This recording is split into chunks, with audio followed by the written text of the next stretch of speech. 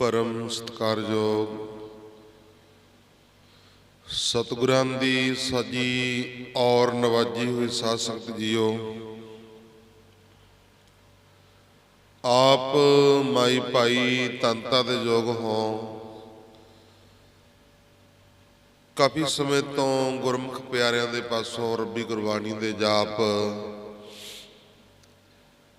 सरवण करते आ रहे हो, धनता दे योग हो। बड़ भागी हर संगत पावै, भागहीन परम चोटां खावै। ਵੱਡੇ ਕਰਮਾਂ ਵਾਲਿਆਂ ਨੂੰ ਸਤਸੰਗਤ ਦੀ ਪ੍ਰਾਪਤੀ ਹੋ ਜਾਇਆ ਕਰਦੀ ਹੈ। ਆਪ ਸਭ ਦੇ ਵੱਡੇ ਕਰਮ ਨੇ, ਵੱਡੇ ਭਾਗ ਨੇ, ਜੋ ਗੁਰੂ ਚਰਨਾਂ ਦੇ ਵਿੱਚ ਬੈਠ ਕਰਕੇ ਰੱਬੀ ਗੁਰਬਾਣੀ ਦੀਆਂ ਅੰਮ੍ਰਿਤਮਈ ਬੂੰਦਾਂ ਪੀਵਦੇ ਆ ਰਹੇ ਸੀ। आओ हुण आपां रल मिल के सारे गुरबाणी दी विचार करिए। तीसरे पातशाह गुरु अमरदास महाराज जी गुरबाणी दे विच फरमान करते ने, की कहते ने, आओ जरा करिए सरवण। महला तीजा। मनमुख अज्ञान दुर्मत हंकारी, अंतर क्रोध जुआ मतहारी।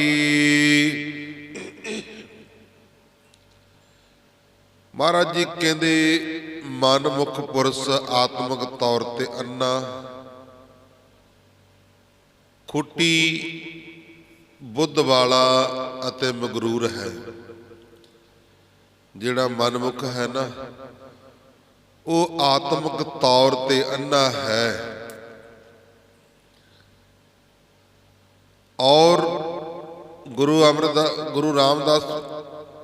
अमरदास महाराज जी कहते वो आत्मक तौर ते अन्ना तो जिहड़ा हैगा महाराज जी कहते दिमाग करके भी वह बुद्धू ते मगरूर है। उस दे अंदर रोह है, भाव के क्रोध है, अते ओह मानो जुए विच अपनी सुरत गवा लैंदा। जिवें पंजो पांडवां ने जुए दे विच अपनी सीता गवा ली सी। दुर्योधन सीता नूं जित के लै गया सी जुए दे विच। इस तरह अपनी सुरत नूं गवा लैंदा है। कूड़ कुसत ओह पाप कमावै, क्या ओह सुने क्या आख सुनावै। गुरु अमरदास महाराज जी कहते ओह झूठ ते अपवित्रता दे गुनाह करदा है, वो पाप करदा है। झूठ बोलदा है ते पाप करदा है। ओह की सुना सकदा है ते की होरनां नूं वो दस सकदा।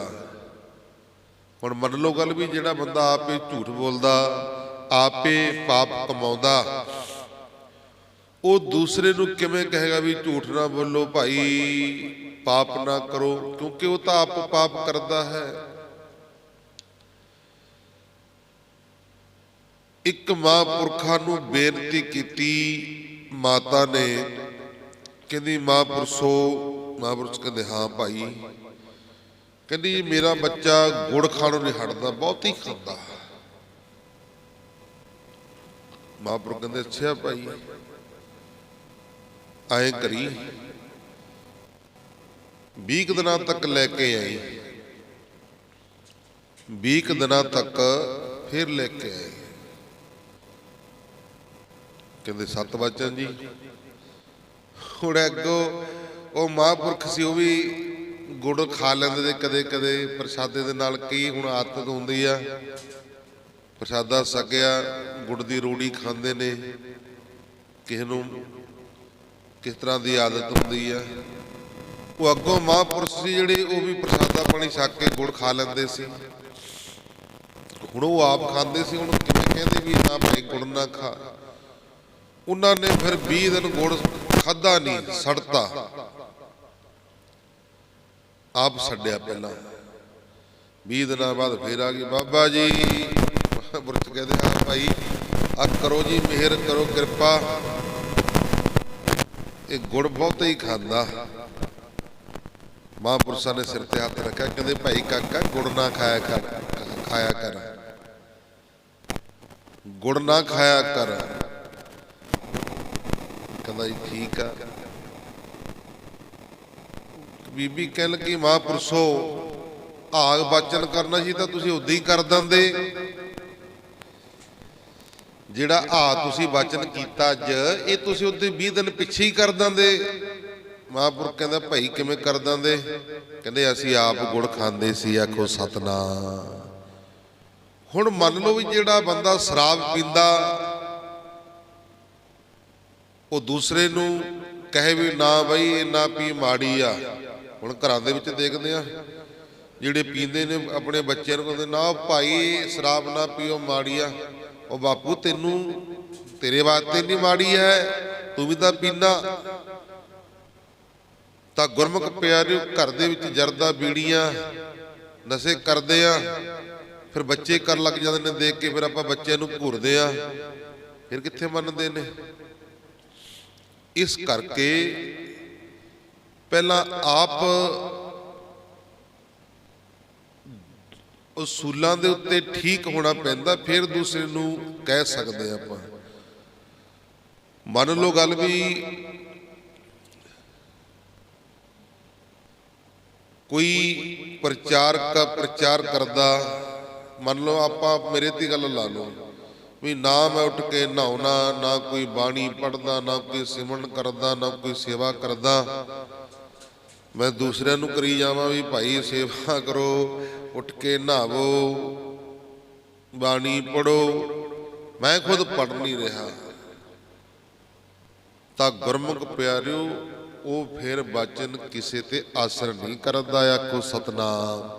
ਪਹਿਲੀ ਗੱਲ ਤਾਂ ਅਧਿਕਾਰ ਨਹੀਂ ਹੈ ਕਿਸੇ ਨੂੰ, ਜਿਹੜਾ ਆਪ ਪੂਰਾ ਹੈ ਉਹੀ ਦੂਸਰੇ ਨੂੰ ਕਹਿ ਸਕਦਾ ਹੈ ਵੀ ਨਾ ਭਾਈ ਸ਼ਰਾਬ ਨਹੀਂ ਪੀਣੀ। ਜਿਹਨੇ ਹੁਣ ਕਦੇ ਪੀਤੀ ਨਹੀਂ ਉਹ ਕਹਿ ਸਕਦਾ। ਹੁਣ ਜਿਹੜਾ ਪੀਂਦਾ ਉਹ ਕਿਸੇ ਨੂੰ ਕੀ ਕਹੂਗਾ? ਉਹ ਉਪਦੇਸ਼ ਨਹੀਂ ਕਰ ਸਕਦਾ, ਉਹ ਸਮਝਾ ਨਹੀਂ ਸਕਦਾ। ਮਹਾਰਾਜ ਜੀ ਕਹਿੰਦੇ ਭਾਈ ਉਹ ਕੀ ਸੁਣਾ ਸਕਦਾ ਹੈ ਤੇ ਕੀ ਹੋਰਨਾਂ ਨੂੰ ਦੱਸ ਸਕਦਾ ਹੈ? ਜਿਹੜਾ ਆਪ ਝੂਠ ਬੋਲਦਾ, ਆਪ ਪਾਪ ਕਰਦਾ ਹੈ, ਉਹ ਹੋਰ ਨਹੀਂ ਕਿਸੇ ਨੂੰ ਦੱਸ ਸਕਦਾ। ਅੱਗੇ ਸੁਣੋ। ਅੰਨਾ ਬੋਲਾ ਖੂਏ ਉਜੜ ਪਾਏ, ਮਨ ਮੁਖ ਅੰਧਾ ਆਵੈ ਜਾਏ। ਉਹ ਅੰਨਾ ਡੋਰਾ, ਅੰਨੇ ਦਾ ਮਤਲਬ ਸਿੱਧਾ ਹੀ ਅੰਨਾ ਦਾ ਪਤੀ ਹੈ, ਪਰ ਡੋਰੇ ਦਾ ਮਤਲਬ ਵੀ ਬੌਲਾ। ਉਹ ਅੰਨਾ ਵੀ ਹੈ, ਉਹ ਬੌਲਾ ਵੀ ਹੈ, ਅਤੇ ਰਾਹੋ ਘੁਸ ਕੇ ਉਜਾੜ ਅੰਦਰ ਭਟਕਦਾ ਹੈ। ਉਹ ਗਲਤ ਰਸਤੇ ਪੈ ਕੇ ਮਹਾਰਾਜ ਜੀ ਕਹਿੰਦੇ ਉਹ ਭਟਕਦਾ ਰਹਿੰਦਾ ਹੈ। ਮਨ ਮੁਖ ਅੰਧਾ ਆਵੈ ਜਾਏ, ਉਹ ਭਟਕਦਾ ਹੈ। ਅਧਰਮੀ ਅੰਨਾ ਅਧਰਮੀ ਬੰਦਾ ਆਉਂਦਾ ਤੇ ਜਾਂਦਾ ਰਹਿੰਦਾ। ਕਿੱਥੇ ਆਉਂਦਾ ਜਾਂਦਾ ਰਹਿੰਦਾ? ਭਾਵ ਕਿ ਉਹ ਗਰਭ ਜੂਨੀਆਂ ਵਿੱਚ ਪੈਂਦਾ ਰਹਿੰਦਾ, ਜੰਮ ਪਿਆ ਮਰ ਗਿਆ, ਹੀਰ ਜੰਮ ਪਿਆ, ਇਸ ਤਰ੍ਹਾਂ ਜੂਨਾਂ ਦੇ ਵਿੱਚ ਭਟਕਦਾ ਰਹਿੰਦਾ। ਉਹ ਆਉਂਦਾ ਤੇ ਜਾਂਦਾ ਰਹਿੰਦਾ ਹੈ। ਮਨੁੱਖਾ ਜਨਮ ਨਹੀਂ ਪ੍ਰਾਪਤ ਹੁੰਦਾ। ਮਨੁੱਖਾ ਜਨਮ ਤਾਂ ਮਹਾਰਾਜ ਜੀ ਕਹਿੰਦੇ ਇਸ ਪੌੜੀ ਤੇ ਜੋ ਨਰ ਚੁਕੈ ਸੋ ਆਏ ਜਾਏ ਦੁੱਖ ਪਾਏਂਦਾ। ਜਿਨੇ ਇੱਕ ਵਾਰੀ ਆ ਮਨੁੱਖਾ ਜਨਮ ਹਾਰ ਦਿੱਤਾ ਨਾ, ਭਾਵ ਕਿ ਸਿਮਰਨ ਨਹੀਂ ਕੀਤਾ, ਬੰਦਗੀ ਨਹੀਂ ਕੀਤੀ, ਭਜਨ ਨਹੀਂ ਕੀਤਾ, ਮਹਾਰਾਜ ਜੀ ਕਹਿੰਦੇ ਜਪ ਤਪ ਸੰਜਮ ਧਰਮ ਨਾ ਕਮਾਇਆ, ਸੇਵਾ ਸਾਧ ਨਾ ਜਾਣਿਆ ਹਰ ਰਾਇਆ। ਤਾਂ ਗੁਰਮੁਖ ਪਿਆਰਿਓ, ਗਰਭ ਜੂਨੀਆਂ ਵਿੱਚ ਭਟਕਣਾ ਪੈਂਦਾ ਹੈ। ਭਟਕਣਾ ਪੈਂਦਾ ਹੈ। ਬਿਨ ਸਤਿਗੁਰ ਭੇਟੇ ਨਾ ਥਾਏ ਪਾਏ, ਨਾਨਕ ਪੂਰਬ ਲਿਖਿਆ ਕਮਾਏ। ਸੱਚੇ ਗੁਰਾਂ ਨੂੰ ਮਿਲਣ ਦੇ ਬਾਝੋਂ ਉਸ ਨੂੰ ਕੋਈ ਵੀ ਆਰਾਮ ਦੀ ਥਾਂ ਨਹੀਂ ਮਿਲਦੀ। ਉਹ ਭਟਕਦਾ ਰਹਿੰਦਾ ਜਿੰਨਾ ਚਿਰ ਸੱਚੇ ਗੁਰੂ ਨੂੰ ਮਿਲਦਾ ਨਹੀਂ, ਭਾਵ ਕਿ ਵਾਹਿਗੁਰੂ ਦਾ ਸਿਮਰਨ ਨਹੀਂ ਕਰਦਾ, ਬੰਦਗੀ ਨਹੀਂ ਕਰਦਾ, ਭਜਨ ਨਹੀਂ ਕਰਦਾ, ਉਨਾ ਚਿਰ ਉਹਨੂੰ ਆਰਾਮ ਦੀ ਥਾਂ, ਸੁੱਖ ਦੀ ਥਾਂ ਨਹੀਂ ਮਿਲਦੀ। ਆਖੋ ਸਤਿਨਾਮ। ਨਾਨਕ ਉਹ ਤੁਰਦੀ ਲਿਖਤ ਲਿਖੀ ਲਿਖਤ ਅਨੁਸਾਰ ਕਰਮ ਕਰਦਾ। ਸਾਡੇ ਮੱਥੇ ਦੇ ਉੱਤੇ ਲੇਖ ਲਿਖੇ ਹੋਏ ਨੇ। ਮਹਾਰਾਜ ਜੀ ਕਹਿੰਦੇ ਜਿਨ ਮਸਤਕ ਤੁਰ ਹਰ ਲਿਖਿਆ, ਤਿਨਾ ਸਤਿਗੁਰ ਮਿਲਿਆ RAM ਰਾਜੇ। ਉਹਨਾਂ ਦੇ ਮੱਥੇ ਤੇ ਤੁਰ ਤੋਂ ਹੀ ਲਿਖਿਆ ਹੋਇਆ ਹੈ ਜਿਨ੍ਹਾਂ ਨੂੰ ਸਤਿਗੁਰੂ ਮਿਲਦਾ ਹੈ। ਅੱਗੇ ਸੁਣੋ। ਪੌੜੇ ਜਿਨ ਕੇ ਚਿਤ ਕਠੋਰ ਹੈ, ਸੇ ਬਹਿ ਨ ਸਤਿਗੁਰ ਪਾਸ। ਇਹ ਮੈਂ ਨਹੀਂ ਕਹਿੰਦਾ, ਤੀਸਰੇ ਪਾਤਸ਼ਾਹ ਗੁਰੂ ਅਮਰਦਾਸ ਮਹਾਰਾਜ ਜੀ ਕਹਿੰਦੇ ਨੇ। ਮਹਾਰਾਜ ਜੀ ਕਹਿੰਦੇ ਜਿਨ ਕੇ ਚਿੱਤ ਕਠੋਰ ਹੈ, ਸੇ ਬਹਿ ਨਾ ਸਤਿਗੁਰ ਪਾਸ। ਜਿਨ੍ਹਾਂ ਦੇ ਦਿਲ ਸਖਤ ਹਨ, ਕਠੋਰ ਨੇ, ਉਹ ਸੱਚੇ ਗੁਰਾਂ ਦੇ ਕੋਲ ਬੈਠ ਨਹੀਂ ਸਕਦੇ। ਆਖੋ ਸਤਿਨਾਮ। ਉਹ ਨਹੀਂ ਬੈਠ ਸਕਦੇ। ਜਿਨ੍ਹਾਂ ਦੇ ਦਿਲ ਨਰਮ ਨੇ, ਪਿਆਰ ਹੈ, ਸਤਿਕਾਰ ਹੈ, ਉਹੀ ਸਤਿਗੁਰ ਦੇ ਕੋਲ ਬਹਿੰਦੇ। ਮਹਾਰਾਜ ਜੀ ਕਹਿੰਦੇ ਸਚਿਆਰ ਸਿੱਖ ਬਹਿ ਸਤਿਗੁਰ ਪਾਸ। ਜਿਹੜੇ ਸੱਚੇ ਨੇ, ਸਚਿਆਰੇ ਨੇ, ਪਿਆਰੇ ਨੇ, ਉਹੀ ਸਿੱਖ ਗੁਰਾਂ ਦੇ ਕੋਲ ਬਹਿੰਦੇ ਨੇ। ਆਖੋ ਸਤਿਨਾਮ। ਉਥੇ ਸੱਚ ਵਰਤਦਾ ਕੂੜਿਆਰ ਚਿਤ ਉਦਾਸ।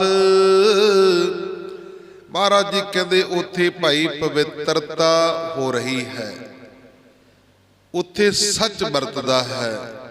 ਝੂਠੇ ਮਾਨਸਿਕ ਤੌਰ ਤੇ ਨਿੰਮ ਝੂਨੇ ਰਹਿੰਦੇ ਨੇ, ਉਹ ਉਦਾਸ ਰਹਿੰਦੇ ਨੇ। ਓਏ ਬਲ ਸਲ ਕਰ ਝੱਤ ਕੱਢ ਦੇ, ਫਿਰ ਜਾਏ ਬਹਿ ਕੂੜਿਆਰ ਪਾਸ। ਉਹ ਹੇਰਾ ਫੇਰੀ ਕਰਕੇ ਵਕਤ ਗੁਜ਼ਾਰਦੇ ਹਨ ਅਤੇ ਮੁੜ ਕੇ ਝੂਠਿਆਂ ਦੇ ਕੋਲ ਜਾ ਕੇ ਬੈਠ ਜਾਂਦੇ ਹਨ। ਵਿੱਚ ਸੱਚੇ ਕੂੜ ਨਾ ਕੱਢੇ,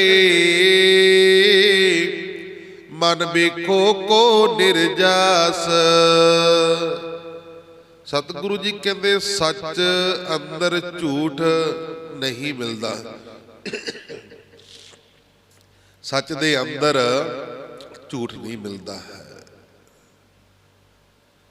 ਹੇ ਮੇਰੀ ਜਿੰਦੜੇ, ਤੂੰ ਨਿਰਣਾ ਕਰਕੇ ਦੇਖ ਲਾ। ਮਹਾਰਾਜ ਜੀ ਕਹਿੰਦੇ ਤੂੰ ਨਿਰਣਾ ਕਰਕੇ ਦੇਖ ਲਾ। ਸੱਚ ਦੇ ਵਿੱਚ ਕਦੇ ਝੂਠ ਨਹੀਂ ਮਿਲਦਾ।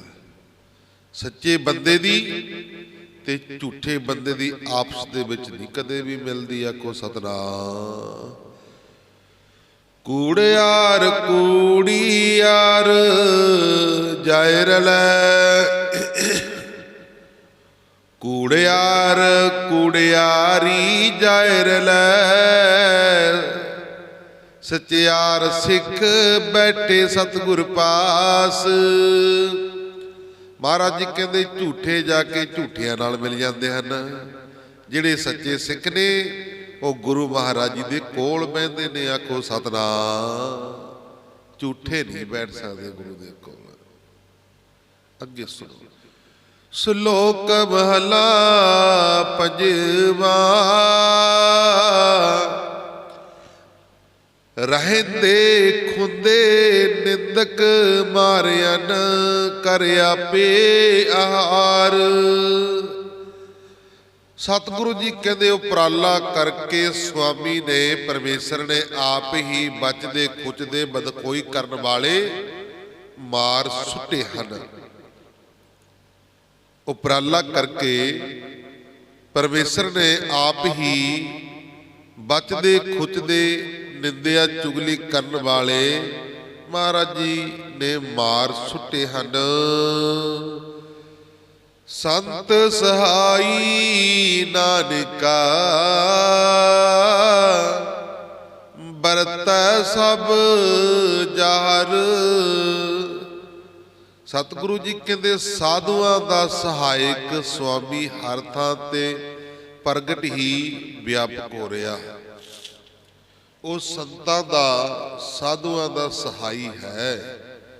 ਉਹ ਹਰ ਥਾਂ ਉੱਥੇ ਪ੍ਰਗਟ ਹੁੰਦਾ। ਜਿੱਥੇ ਨਾਮ ਜਪਣ ਵਾਲਾ, ਰੱਬ ਦਾ ਪਿਆਰਾ ਸਾਧੂ, ਮਹਾਂਪੁਰਸ਼ ਬੰਦਗੀ ਕਰਨ ਵਾਲਾ, ਭਜਨ ਕਰਨ ਵਾਲਾ, ਨਿੰਦਿਆ ਚੁਗਲੀ ਤੋਂ ਰਹਿਤ, ਉੱਥੇ ਗੁਰਮੁਖ ਪਿਆਰਿਓ ਸਤਿਗੁਰੂ ਜੀ ਪ੍ਰਗਟ ਹੋ ਜਾਂਦੇ ਨੇ। ਆਖੋ ਸਤਿਨਾਮ। ਉੱਥੇ ਸਤਿਗੁਰੂ ਜੀ ਪ੍ਰਗਟ ਹੋ ਜਾਂਦੇ ਨੇ, ਲੇਕਿਨ ਕਿਸੇ ਨੂੰ ਦਿਸਦੇ ਨਹੀਂ, ਉਹ ਸਾਧੂਆਂ ਨੂੰ ਦਿਸਦੇ ਨੇ। ਜਦੋਂ ਪ੍ਰਗਟ ਹੋ ਗਏ ਨਾ, ਉੱਥੇ ਰੌਣਕਾਂ ਲੱਗਣੀਆਂ ਸ਼ੁਰੂ ਹੋ ਜਾਂਦੀਆਂ ਨੇ। ਤੁਸੀਂ ਪ੍ਰੈਕਟੀਕਲ ਕਰਕੇ ਦੇਖਿਓ, ਸੋਚਿਓ, ਜਿੱਥੇ ਸਾਧੂ ਨੇ, ਰੱਬ ਦੇ ਪਿਆਰੇ ਨੇ ਨਾਮ ਦੀ ਕਮਾਈ ਕੀਤੀ ਹੈ, ਬੰਦਗੀ ਕੀਤੀ ਹੈ ਨਾ, ਉਸ ਜਗ੍ਹਾ ਤੇ ਰੌਣਕਾਂ ਲੱਗ ਜਾਂਦੀਆਂ ਨੇ। ਅਗਰ ਜੇ ਸਾਧੂ ਸੰਤ ਉਹ ਜਗ੍ਹਾ ਤੋਂ ਚਲਿਆ ਜਾਵੇ, ਉੱਥੇ ਰੌਣਕਾਂ ਵੀ ਨਾਲੇ ਚਲੀਆਂ ਜਾਂਦੀਆਂ ਨੇ। ਆਖੋ ਸਤਿਨਾਮ। ਰੌਣਕਾਂ ਵੀ ਨਾਲੇ ਚਲੀਆਂ ਜਾਂਦੀਆਂ ਨੇ। ਮੰਨ ਲਓ ਗੱਲ ਵੀ ਕੋਈ ਮਕਾਨ ਆਪਾਂ ਕਿਰਾਏ ਤੇ ਲੈ ਲਿਆ, ਕੋਠੀ ਲੈ ਲਈ, ਬੜਾ ਸਮਾਨ ਹੈ। ਜਦੋਂ ਮਾਲਕ, ਜਦੋਂ ਆਪਾਂ ਕਿਰਾਏ ਤੇ ਕੋਠੀ ਵਿੱਚ ਜਾਵਾਂਗੇ ਰਹਿਣ ਵਾਸਤੇ, ਜਿਹੜਾ ਆਪਣਾ ਸਮਾਨ ਨਾਲੇ ਜਾਏਗਾ ਨਾ, ਉਹ ਸਾਰਾ ਸਮਾਨ ਨਾਲੇ ਲੈ ਕੇ ਜਾਵਾਂਗੇ। ਜਦੋਂ ਕੋਠੀ ਚੋਂ ਸਮਾਂ ਪੂਰਾ ਕਰਕੇ ਆਪਾਂ ਚਲੇ ਜਾਵਾਂਗੇ, ਸਮਾਨ ਛੱਡ ਜਾਓਗੇ ਉੱਥੇ ਤੁਸੀਂ ਜਾਂ ਰਹਿ ਜਾਊਗਾ? ਸਾਰਾ ਸਮਾਨ ਤੁਹਾਡੇ ਨਾਲੇ ਜਾਊ, ਤੁਸੀਂ ਨਾਲੇ ਲੈ ਜਾਓਗੇ ਸਾਰਾ। ਇਸੇ ਤਰ੍ਹਾਂ ਜਦੋਂ ਰੱਬ ਦੇ ਪਿਆਰੇ ਜਿੱਥੇ ਵੀ ਆ ਕੇ ਬਹਿੰਦੇ ਨੇ, ਉੱਥੇ ਉਹ ਰੌਣਕਾਂ ਲਾ ਦਿੰਦੇ ਨੇ। ਤੇ ਜਦੋਂ ਉਸ ਜਗ੍ਹਾ ਤੋਂ ਚਲੇ ਜਾਂਦੇ ਨੇ ਗੁਰਮੁਖ ਪਿਆਰੇ, ਉੱਥੇ ਰੌਣਕਾਂ ਖਤਮ ਹੋ ਜਾਂਦੀਆਂ ਨੇ। ਆਖੋ ਸਤਿਨਾਮ। ਭਾਵੇਂ ਸਾਰਾ ਕੁਝ ਉੱਥੇ ਹੀ ਹੁੰਦਾ, ਪ੍ਰੈਕਟੀਕਲ ਦੁਨਿਆਵੀ ਤੌਰ ਤੇ ਹੋਰ ਸਮਝ ਲਓ। ਆਪਣੇ ਘਰ ਦੇ ਵਿੱਚ ਮੰਨ ਲਓ ਵੀ 8-10 ਪਰਿਵਾਰ ਦੇ ਮੈਂਬਰਾਂ, ਇੱਕ ਵਿੱਚ ਨਿੱਕਾ ਜਿਹਾ ਬੱਚਾ 2-2.5 ਸਾਲ ਦਾ ਲਾ ਲਓ, 3 ਦਾ ਲਾ ਲਓ, ਬੱਚੇ ਨੂੰ ਕੋਈ ਚੱਕਦਾ, ਕੋਈ ਬੁਲਾਉਂਦਾ, ਕੋਈ ਖੇਡਦਾ, ਕੋਈ ਹੱਸਦਾ, ਘਰ 'ਚ ਰੌਣਕ ਲਾ ਰੱਖੀ ਨੇ। ਇੱਕ ਬੱਚੇ ਕਰਕੇ ਰੌਣਕ ਲੱਗੀ ਹੋਈ ਹੈ ਨਾ। ਜਦੋਂ ਬੱਚਾ ਸਮਝ ਲਓ ਕੋਈ ਨਾਨਕੇ ਚਲਿਆ ਗਿਆ ਜਾਂ ਕਿਤੇ ਭੂਆ ਕੋਲ ਚਲਿਆ ਗਿਆ, ਘਰ ਸੁੰਨਾ ਹੋ ਜਾਂਦਾ। ਬਾਕੀ ਤਾਂ ਸਾਰੇ ਘਰ 'ਚ ਨੇ, ਲੇਕਿਨ ਉਹ ਰੌਣਕ ਨਹੀਂ ਹੈ। ਉਹ ਰੌਣਕ ਬੱਚੇ ਨਾਲ ਹੈ। ਇਸੇ ਤਰ੍ਹਾਂ ਜਿਹੜੀਆਂ ਰੌਣਕਾਂ ਸਾਧੂਆਂ ਨਾਲ ਹੁੰਦੀਆਂ ਨੇ, ਜਦੋਂ ਉਸ ਜਗ੍ਹਾ ਤੋਂ ਉਹ ਚਲੇ ਜਾਂਦੇ ਨੇ, ਮਹਾਰਾਜ ਜੀ ਕਹਿੰਦੇ ਉਹ ਜਗ੍ਹਾ ਸੁਨਸਾਰ ਹੋ ਜਾਂਦੀ ਹੈ। ਸਤਿਗੁਰੂ ਜੀ ਭਗਤਾਂ ਨੂੰ, ਪਿਆਰੇ ਨੂੰ ਵਡਿਆਈ ਦਿੰਦੇ ਨੇ। ਜਿੱਥੇ ਆਪਾਂ ਸ਼ਬਦ ਪੜ੍ਹਦੇ ਆ ਨਾ, ਜਿੱਥੇ ਜਾਏ ਬਹਿ ਮੇਰਾ ਸਤਿਗੁਰੂ, ਸੋ ਥਾਨ ਸੁਹਾਵਾ ਰਾਮ ਰਾਜੇ। ਜਿੱਥੇ ਸਤਿਗੁਰੂ ਜੀ ਜਾ ਕੇ ਬੈਠ ਜਾਂਦੇ ਨੇ, ਉਹ ਧਰਤੀ ਸੁਹਾਵੀ ਹੋ ਜਾਂਦੀ ਆ, ਕਰਮਾਂ ਵਾਲੀ, ਭਾਗਾਂ ਵਾਲੀ ਹੋ ਜਾਂਦੀ ਆ। ਔਰ ਗੁਰਮੁਖ ਪਿਆਰਿਓ, ਦੂਸਰੇ ਪਾਸੇ ਮਹਾਰਾਜ ਜੀ ਕਹਿੰਦੇ ਜਿੱਥੇ ਬੈਸਨ ਸਾਧ ਜਨ, ਸੋ ਥਾਨ ਸੁਹੰਦਾ। ਸਾਧੂ ਉਹਨੂੰ ਕਹਿੰਦੇ ਨੇ ਜਿਹੜਾ ਆਪਣੇ ਸਰੀਰ ਨੂੰ ਸਾਧਦਾ ਹੈ, ਬੰਦਗੀ ਕਰਦਾ, ਭਗਤੀ ਕਰਦਾ, ਸੇਵਾ ਸਿਮਰਨ ਕਰਦਾ, ਉਹਨੂੰ ਸਾਧੂ ਕਹਿੰਦੇ ਨੇ। ਭਾਵ ਕਿ ਉਹਨਾਂ ਨੇ ਆਪਣੇ ਸਰੀਰ ਨੂੰ ਸਾਧ ਲਿਆ ਹੁੰਦਾ। ਜਿੱਥੇ ਸਾਧੂ ਜਾ ਕੇ ਬੈਠ ਜਾਂਦੇ ਨੇ, ਉਹ ਧਰਤੀ ਨੂੰ ਵੀ ਸੁਹਾਵੀ ਬਣਾ ਦਿੰਦੇ ਨੇ। ਭਾਵੇਂ ਜੰਗਲ ਦੇ ਵਿੱਚ ਬੈਠਣ ਜਾ ਕੇ ਤੁਸੀਂ ਦੇਖੋ, ਤਪੋਵਨ ਢੱਕੀ ਸਾਹਿਬ, ਸ੍ਰੀ ਮਾਨ ਸੰਤ ਬਾਬਾ ਦਰਸ਼ਨ ਸਿੰਘ ਜੀ ਖਾਲਸਾ ਤਪੋਵਨ ਢੱਕੀ ਸਾਹਿਬ ਵਾਲੇ ਮਹਾਂਪੁਰਸ਼, 550 ਵਿਗੇ ਦੇ ਵਿੱਚ ਜੰਗਲੇ ਜੰਗਲਾਰ। ਰਾਤ ਨੂੰ ਤਾਂ ਕੀ ਦਿਨੇ ਵੀ ਡਰ ਆਉਂਦਾ ਏ, ਆਖੋ ਸਤਨਾਮ। ਜਾ ਕੇ ਦੇਖੋ ਰੌਣਕਾਂ ਲੱਗੀਆਂ ਪਈਆਂ ਨੇ, ਲੰਗਰ ਚੱਲਦੇ ਨੇ, ਕੀਰਤਨ ਹੁੰਦੇ ਨੇ। ਫੇਸਬੁੱਕ ਦੇ ਉੱਪਰ ਲਾਈਵ ਕੀਰਤਨ ਚੱਲਦਾ ਹੁੰਦਾ ਸ਼ਾਮ ਨੂੰ, ਤੇ ਕੱਲ ਨੂੰ ਦੀਵਾਨ ਵੀ ਆ ਫੇਸਬੁੱਕ ਦੇ, YouTube ਦੇ ਉੱਪਰ। ਜਦੋਂ ਤੁਸੀਂ ਭਰੋਗੇ ਨਾ ਫੇਸਬੁੱਕ ਦੇ ਉੱਪਰ ਤਪੋਵਨ ਟੱਕੀ ਸਾਹਿਬ, ਤੇ ਉੱਥੇ ਉਹਨਾਂ ਦਾ ਫਿਰ ਦੀਵਾਨ ਚੱਲਦਾ ਹੁੰਦਾ, ਸ਼ਾਮ ਨੂੰ ਵੀ ਲਾਉਂਦੇ ਨੇ, ਤੇ ਕੱਲ ਨੂੰ ਮੱਸਿਆ ਦਾ ਵੀ ਦੀਵਾਨ ਹੈ। ਇਸ ਕਰਕੇ ਉਹ ਮਹਾਂਪੁਰਖ ਦੇਖੋ ਉੱਥੇ ਜੰਗਲ ਦੇ ਵਿੱਚ ਇਕੱਲੇ ਗਏ ਸੀ। ਜਦੋਂ ਗਏ ਸੀ ਹੌਲੀ ਹੌਲੀ ਹੌਲੀ ਕਿੰਨੇ ਸਿੰਘ ਹੋ ਗਏ, ਕਿੰਨੀਆਂ ਸੰਗਤਾਂ ਜੁੜੀਆਂ, ਕਿੱਡਾ ਇਕੱਠ ਹੋ ਗਿਆ। ਕੁਝ ਸਮੇਂ ਬਾਅਦ ਤੇ ਮਹਾਂਪੁਰਖ ਉੱਥੋਂ ਚਲੇ ਗਏ ਸੀ। ਜਦੋਂ 1999 ਦੇ ਵਿੱਚ ਅਗਨੀਕਾਂਡ ਹੋ ਗਿਆ ਸੀ ਨਾ, ਜੇਲ੍ਹ ਦੇ ਵਿੱਚ ਜਾਣਾ ਪਿਆ। ਸਰਕਾਰਾਂ ਨੇ ਧੱਕੇ ਦੇ ਨਾਲ ਮਹਾਂਪੁਰਖਾਂ ਨੂੰ ਜੇਲ੍ਹ ਦੇ ਵਿੱਚ ਕਰ ਦਿੱਤਾ ਸੀ। ਪਰ ਸੱਚ ਸੱਚੇ ਆ, ਝੂਠ ਝੂਠੇ ਆ। ਅੱਜ ਉਹੀ ਤਪੋਵਨ ਟੱਕੀ ਸਾਹਿਬ ਆ, ਅੱਗੇ ਨਾਲੋਂ 10 ਗੁਣਾ ਰੌਣਕਾਂ ਵਧੀਆਂ ਹੋਈਆਂ ਨੇ, ਆਖੋ ਸਤਨਾਮ। ਜਦੋਂ ਦਰਸ਼ਨ ਕਰਦੇ ਆ ਨਾ, ਮਨ ਨੂੰ ਸ਼ਾਂਤੀ ਹੋ ਜਾਂਦੀ। ਟੱਕੀ ਸਾਹਿਬ ਚ ਵੜਦੇ ਜਾ ਕੇ, ਕਿੱਡਾ ਜੰਗਲ ਆ, 550 ਵਿਗੇ ਜੰਗਲ ਦੇ ਵਿੱਚ ਮੰਗਲ ਲਾ ਦਿੰਦੇ ਨੇ। ਜਿੱਥੇ ਸਾਧੂ ਨਾਮ ਦੀ ਕਮਾਈ ਵਾਲਾ ਬਹਿ ਜਾਂਦਾ, ਜਿੱਥੇ ਮਰਜੀ ਬਹਿ ਜੇ, ਉੱਥੇ ਗੁਰਮੁਖ ਪਿਆਰਿਓ ਰੰਗ ਭਾਗ ਲੱਗ ਜਾਂਦੇ ਨੇ। ਆਓ ਇਹ ਸਤਿਗੁਰੂ ਜੀ ਆਪਣੇ ਭਗਤਾਂ ਪਿਆਰੇ ਨੂੰ ਵਡਿਆਈ ਦਿੰਦੇ ਨੇ। ਕਿਉਂ ਰੌਣਕਾਂ ਕਿਉਂ ਲੱਗਦੇ ਨੇ? ਜਿੱਥੇ ਸਾਧੂ ਬਹਿ ਜਾਂਦੇ ਨੇ, ਉੱਥੇ ਪਰਮੇਸ਼ਰ ਪ੍ਰਗਟ ਹੋ ਜਾਂਦਾ। ਆਖੋ ਸਤਨਾਮ। ਮਹਾਰਾਜ ਜੀ ਕਹਿੰਦੇ ਸਾਧੂਆਂ ਦਾ ਸਹਾਇਕ ਸੁਆਮੀ ਹਰ ਥਾਂ ਤੇ ਪ੍ਰਗਟ ਹੀ ਵਿਆਪਕ ਹੋ ਜਾਂਦਾ ਹੈ। ਮਹੱਲਾ ਪੰਜਵਾਂ। ਮੁੱਢ ਹੋ ਭੁੱਲੇ ਮੁੱਢ ਤੇ ਕਿੱਥੇ ਪਾਇਨ ਹੱਥ, ਜੋ ਆਰੰਭ ਤੋਂ ਹੀ ਆਦ ਪੁਰਖ ਪਾਸ ਖੁੰਝ ਗਏ ਹਨ, ਉਹ ਕਿੱਥੇ ਪਨਾਹ ਹਾਸਲ ਕਰ ਸਕਦੇ ਨੇ? ਜਿਹੜੇ ਧੁਰ ਤੋਂ ਹੀ ਪਰਮੇਸ਼ਰ ਤੋਂ ਵਿਛੜ ਗਏ ਹਨ, ਉਹ ਫਿਰ ਕਿੱਥੇ, ਕਿਹੜੀ ਜਗ੍ਹਾ, ਕਿਹੜੀ ਥਾਂ ਹਾਸਲ ਕਰ ਸਕਦੇ ਨੇ? ਇਸ ਕਰਕੇ ਧੁਰ ਤੋਂ ਹੀ ਸਾਨੂੰ ਜੁੜਨਾ ਚਾਹੀਦਾ, ਆਪਣੇ ਬੱਚਿਆਂ ਨੂੰ ਜੋੜਨਾ ਚਾਹੀਦਾ, ਆਪਣੇ ਬੱਚਿਆਂ ਨੂੰ ਗੁਰੂ ਦੇ ਨਾਲ ਜੋੜਨਾ ਚਾਹੀਦਾ, ਸਾਨੂੰ ਸਿੱਖੀ ਵੱਲ ਲਾਣਾ ਚਾਹੀਦਾ ਹੈ। ਤਾਂ ਗੁਰਮੁਖ ਪਿਆਰੇ ਹੌਲੀ ਹੌਲੀ ਫਿਰ ਉਹ ਜੁੜੇ ਰਹਿੰਦੇ ਨੇ। ਜਦੋਂ ਸੰਗਤ, ਫਸਲ ਕਦੋਂ ਮਰਦੀ ਆ? ਜਦੋਂ ਫਸਲ ਨੂੰ ਪਾਣੀ ਨਹੀਂ ਮਿਲਦਾ, ਉਦੋਂ ਮਰ ਜਾਂਦੀ ਹੈ ਫਸਲ। ਜੇ ਪਾਣੀ ਮਿਲਦਾ ਰਹੇ ਥੋੜਾ ਥੋੜਾ ਸਮੇਂ ਦੇ ਨਾਲ, ਫਿਰ ਫਸਲ ਮਰਦੀ ਨਹੀਂ ਹੈ। ਇਸੇ ਤਰ੍ਹਾਂ ਜੇ ਅਸੀਂ ਸਮੇਂ ਸਮੇਂ ਦੇ ਨਾਲ ਆਪਣੇ ਬੱਚਿਆਂ ਨੂੰ ਸਿੱਖੀ ਵੱਲ ਜੋੜਦੇ ਰਹੀਏ ਨਾ, ਫਿਰ ਸਿੱਖੀ ਦੇ ਵੱਲ ਜੁੜ ਜਾਂਦੇ ਨੇ ਬੱਚੇ। ਤਿੰਨਾ ਮਾਰੇ ਨਾਨਕਾ, ਜੇ ਕਰਨ ਕਾਰਨ ਸਮਰੱਥ। ਸਤਿਗੁਰੂ ਜੀ ਕਹਿੰਦੇ ਤਿੰਨਾਂ ਨੂੰ ਉਸਨੇ ਮਾਰਿਆ ਹੈ, ਜੋ ਸਾਰੇ ਕੰਮ ਕਰਨ ਨੂੰ ਸਰਬ ਸ਼ਕਤੀਵਾਨ ਹੈ। ਪੌੜੀ। ਲੈ ਪਾਹਾ ਰਾਤੀ ਤੁਰਹੇ ਪ੍ਰਭੂ ਜਾਣੇ ਪ੍ਰਾਣੀ। ਮਹਾਰਾਜ ਜੀ ਕਹਿੰਦੇ ਕੰਬ ਦਾ ਲੈ ਕੇ ਬੰਦੇ ਰਾਤ ਨੂੰ ਹੋਰਨਾਂ ਨੂੰ ਫਾਹੇ ਲਾਉਣ ਲਈ ਤੁਰਦੇ ਹਨ। ਕੰਬ ਦਾ ਲੈ ਕੇ ਬੰਦੇ ਰਾਤ ਨੂੰ ਹੋਰਨਾਂ ਨੂੰ ਫਾਹੀ ਲਾਉਣ ਲਈ ਤੁਰਦੇ ਹਨ, ਪਰ ਸੁਆਮੀ ਸਾਰਾ ਕੁਝ ਜਾਣਦਾ ਹੈ। ਹੇ ਜੀਵ, ਹੇ ਪਿਆਰਿਆ, ਉਹ ਵਾਹਿਗੁਰੂ ਪਰਮੇਸ਼ਰ ਸਾਰਾ ਕੁਝ ਜਾਣਦਾ ਹੈ। ਬੰਦੇ ਨੂੰ ਠੱਗੀ ਮਾਰ ਲਵੇਗਾ, ਧੋਖਾ ਫਰੇਬ ਕਰ ਲਵੇਗਾ, ਪਰ ਰੱਬ ਦੇ ਨਾਲ ਤੂੰ ਧੋਖਾ ਨਹੀਂ ਕਰ ਸਕਦਾ। ਉਹ ਤੈਨੂੰ ਦੇਖਦਾ, ਉਹ ਤੋਂ ਤੂੰ ਨਹੀਂ ਛੁਪਾ ਸਕਦਾ। ਤੱਕੇ ਨਾਰ ਪੁਰਾਈਆਂ ਲੋਕ ਅੰਦਰ ਠਾਣੀ। ਕੀ ਕਹਿੰਦੇ ਨੇ ਮਹਾਰਾਜ ਜੀ? ਤੱਕੇ ਨਾਰ ਪੁਰਾਈਆਂ ਲੋਕ ਅੰਦਰ ਠਾਣੀ। ਮਹਾਰਾਜ ਜੀ ਕਹਿੰਦੇ ਥਾਵਾਂ ਅੰਦਰ ਸੁਪ ਕੇ ਹੋਰਨਾਂ ਦੀਆਂ ਇਸਤਰੀਆਂ ਵੱਲ ਵੇਖਦਾ ਹੈ। ਸੰਨੀ ਦੇਨ ਬਿਖਮ ਥਾਏ ਮਿੱਠਾ ਮਦ ਮਾਣੀ। ਉਹ ਪਹੁੰਚਣ ਨੂੰ ਔਖੀਆਂ ਥਾਵਾਂ, ਮਹਾਰਾਜ ਜੀ ਕਹਿੰਦੇ ਉਹ ਪਹੁੰਚਣ ਨੂੰ ਔਖੀਆਂ ਥਾਵਾਂ ਤੇ ਪਾੜ ਲਾਉਂਦੇ ਹਨ ਅਤੇ ਸ਼ਰਾਬ ਨੂੰ ਮਿੱਠੀ ਜਾਣ ਕੇ ਮਾਣਦੇ ਨੇ। ਸ਼ਰਾਬ ਨੂੰ ਮਿੱਠੀ ਜਾਣ ਕੇ ਮਾਣਦੇ ਨੇ।